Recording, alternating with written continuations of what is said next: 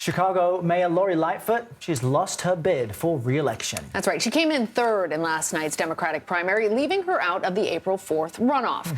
Paul Vallas, the city's former public school CEO, who ran on Tough on Crime, and Brandon Johnson, the Cook County commissioner, backed by progressives, will both advance to the runoff.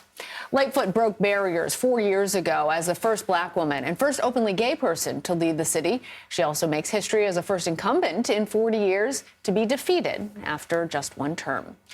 Joining us now is Dana Kozlov. She's a political investigative reporter for our Chicago station, WBBM. It's good to have you with us.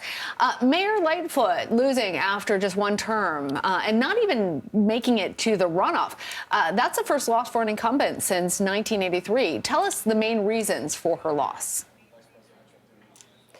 Well, I think there's several reasons. Number one, crime is a big issue here in Chicago, and there has been the perception, at least the perception, if not the reality, over the last couple of years in particular, that her administration was not doing enough to fight violent crime, because on her watch, overall violent crime is up. So that is a big problem, and that is what Paul Vallas, who is headed to the runoff, that was what he was running on, his big platform. So I think that was one thing. Another thing is the mayor had been criticized by many, including many aldermen. There's 50 aldermen here in Chicago for being, she's sort of criticized for being combative, for not being collaborative, for shutting doors and not working with people, sort of her way or the highway at times.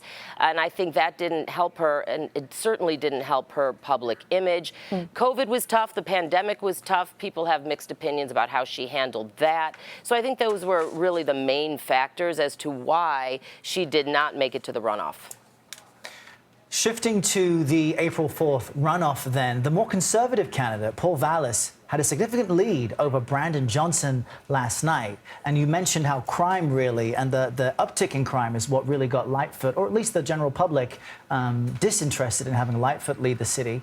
So do you think Chicago Democrats will go with a tough on crime candidate or a different type of police reform idea? Well, you know, that remains to be seen, because what's really fascinating, to me at least, about what we're about to see in the next 5 weeks is Paul Vallas is very much a law and order candidate. He is to the right of center. Absolutely.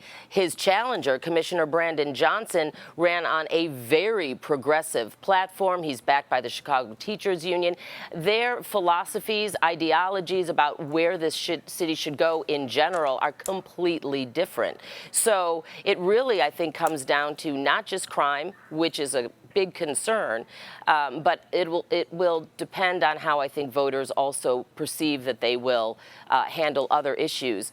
But really, I mean, you've got law and order versus not, I'm not going to say defund the police, because when I talked to Brandon Johnson, he did not use those words, but he would not say if he wanted to hire more police officers, for example. We've lost more than 1,500 of them in the city over the last several years. He really wants to invest in mental health professionals, for example. He does not want to bolster the police department. So I think it's going to be the main factor, but not necessarily the only factor, because their philosophies, as I mentioned, their ideologies are totally different. So it's really hard to say. And if you recall, 4 years ago, Mayor Lightfoot ran on a progressive platform. She won all 50 wards of the city in the runoff, all 50 wards. It was definitely a retribution of the machine politics here. Now, Paul Vallas is still associated with the machine by many people.